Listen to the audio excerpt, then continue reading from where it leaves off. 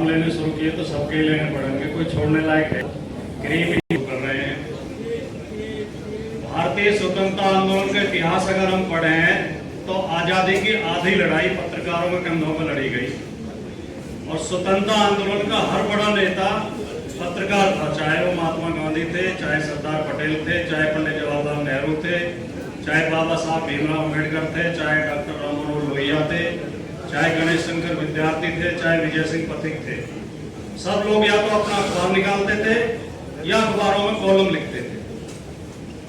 और पत्रकारिता की, खास तौर से हिंदी पत्रकारिता के तेवर वहीं से विद्रोही तेवर बनने शुरू हो गए।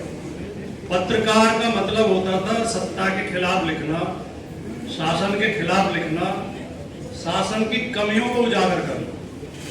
और एक मुहावरा भी पत्रकारिता में बना कि जो सरकार बताती है वो समाचार नहीं होता, जो सरकार छिपाती है समाचार वो है। जो बताती है वो तो विज्ञापन होता है, उसके लिए तो अखबार, सरकार के पास पूरा बजट होता है, पूरा एक सूचना विभाग होता है जो इसी बात का प्रचार करता है कि सरकार क्या क्या बढ़िया कर रही है। जो सरकार की कमियां हैं उन्हें बताना पत्रकार का धर्म है। लेकिन हम देख रहे हैं कि पिछले कुछ समय से माहौल ऐसा बना है कि अब सरकार की बात कहना ही पत्रकारिता मानी जाने लगी है और सरकार के खिलाफ बोलने को राष्ट्रद्रोह मान लिया गया है। ये तो देशद्रोही है, ये तो बिका हुआ है, ये तो सनातन विरोधी है, ये तो हिंदू विरोधी है। और जो सरकार के खिलाफ बोला उसके ऊपर एक आरोप जरूर चस्पा कर दिया जाता है कि ये तो पाकिस्तानी है। और जिसके खिलाफ सरकार कार्रवाई करती, चाहे वो कितना ही बड़ा देशभक्त हो, उसके ऊपर विदेशी फंडिंग का भी आरोप लग जाता है। सोनम वांगचुक जैसे आदमी के खिलाफ ये बहुत बड़ा दुर्भाग्य मानता हूं मैं। और ये एक संयोग है कि आज ये कार्यक्रम हो रहा है, आज ये अखबार के विमोचन के लिए है, लेकिन उस समय पे हो रहा है जब सोनम वांगचुक जैसे व्यक्ति के खिलाफ कार्रवाई की गई है, उस व्यक्ति के खिलाफ विदेशी फंडिंग का और देशद्रोह का आरोप लगाया गया। जिस आदमी के दर्जनों वैज्ञानिक आविष्कार ऐसे हैं जिनसे देश का भला हुआ है, उस व्यक्ति ने जो हमारे ठंड में सैनिक माइनस टेम्परेचर में जो ड्यूटी देते हैं, बर्फ में जो ठंड से मरते थे, उनके लिए वो बनाया टेंट जो सौर ऊर्जा से संचालित होता है और गर्म रखता है उसे पूरे रात, जिसमें हमारे सैनिक आराम कर सकते हैं। और उन्होंने ऊर्जा का कैसे सदुपयोग कर सकता है इसकी बहुत रिसर्च है। और जो 3 इडियट फिल्म आई थी वो सोनम वांगचुक के कार्यों पे ही आधारित थी, उनकी सोच पे ही आधारित थी। और जो सोनम वांगचुक ये आवाज उठा रहे हैं कि हमारे लद्दाख एरिया का आपने राज्य का दर्जा खत्म कर दिया, हमें कोई अधिकार नहीं है, 2019 के बाद वहां कोई सरकार नहीं है, 6 साल से लोग अपनी बात नहीं कह पा रहे, हमें सरकार दो, हमें राज्य का दर्जा दो। और हमारी सीमा पर चीन लगातार आक्रामक हो रहा है, हमारी सीमा के अंदर घुसपैठ कर रहा है। वहां के चरवाहों को जो पशु चराते थे भारत की सीमाओं में, उन्हें पशु नहीं चराने दे रही है सेना के, चीन की सेना। उस सोनम वांगचुक के ऊपर राष्ट्रद्रोह का आरोप लगा रहे हैं। और जो सोनम वांगचुक अनशन पर बैठता है बार बार, जो शांतिपूर्वक गांधी तरवादी तरीके से विरोध दर्ज कराता है, उसके ऊपर आतंकवाद का, उग्रवाद का, हिंसा फैलाने का आरोप लगा रहे हैं। और ऐसे में मीडिया सोनम वांगचुक के खिलाफ बोल रहा है, मीडिया के चरित्र हो गया है। ये अखबार मुझे लगता है रेपुटेशन इंडिया ऐसा चरित्र नहीं बनाएगा, क्योंकि इसके संपादक विद्रोही व्यक्तित्व के व्यक्ति हैं। तो ये मुझे पूरा विश्वास है। अकबर इलाहाबादी ने कभी लिखा था कि खींचो न कमानों को न तलवार निकालो, जब तोप मुकाबिल हो तो अखबार निकालो। अखबार में ये ताकत होती है। और आदरणीय उदय प्रताप जी ने भी लिखा है कि जो सिर से लेकर पांव तक खुददार नहीं है, हाथों में कलम लेने का हकदार नहीं है। जिस व्यक्ति की खुददारी बन गई हो, जिसका स्वाभिमान बन गया हो, जिसमें सच कहने का साहस ना हो, जिसमें अन्याय से टकराने की हिम्मत ना हो, उसे अखबार नहीं निकालना चाहिए, उसे कोई दुकान खोलनी चाहिए परचूने की। अखबार वो निकाले जिसमें सच कहने का साहस हो।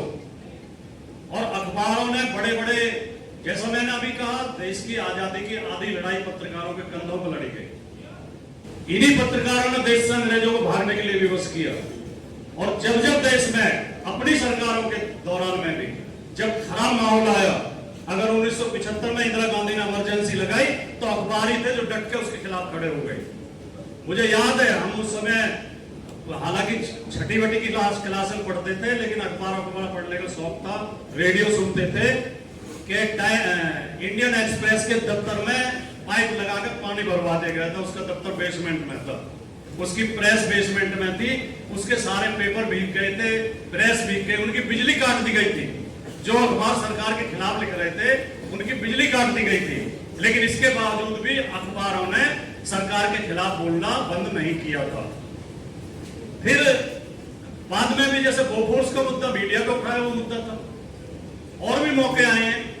लेकिन अब 11 साल से अब मेरी तो नजर अब पड़ी है, बहुत वरिष्ठ पत्रकार बैठे हैं दौला जी के बराबर में, आप बोलते रहते हैं, लेकिन आज तो दौर ये हो गया कि अखबार पत्रकार जो है, और खास तौर से इलेक्ट्रॉनिक मीडिया, आप करें आप भी इलेक्ट्रॉनिक मीडिया से ही है।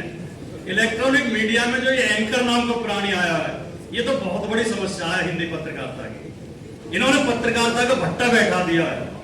इनमें से 90% लोग अनपढ़ हैं, जिन्हें कोई ज्ञान नहीं है, न भारतीय संस्कृति का, न भारतीय इतिहास का, न भारतीय राजनीति का, न भारतीय जनमानस की सोच का, न भारत के लोगों की समस्याओं का। मैं चुनौती के साथ कह रहा हूं, किसी को बुरा लगता हो तो मुझसे चर्चा करें। मैं 10% को छोड़ रहा हूं जो प्रबुद्ध लोग हैं, जो अच्छे लोग हैं, जो सही में पत्रकार हैं, लेकिन एंकर के नाम पे 90% लोग एक्टर बैठा दिए गए हैं, जो मेकअप रूम में मेकअप करके आते हैं और जो टीवी पे चलता रहता है उसे पढ़ते रहते हैं, और अगर उनसे टीवी से अलग एक वाक्य सवाल पूछ लो तो उनके पास जवाब नहीं होता किसी भी बारे में।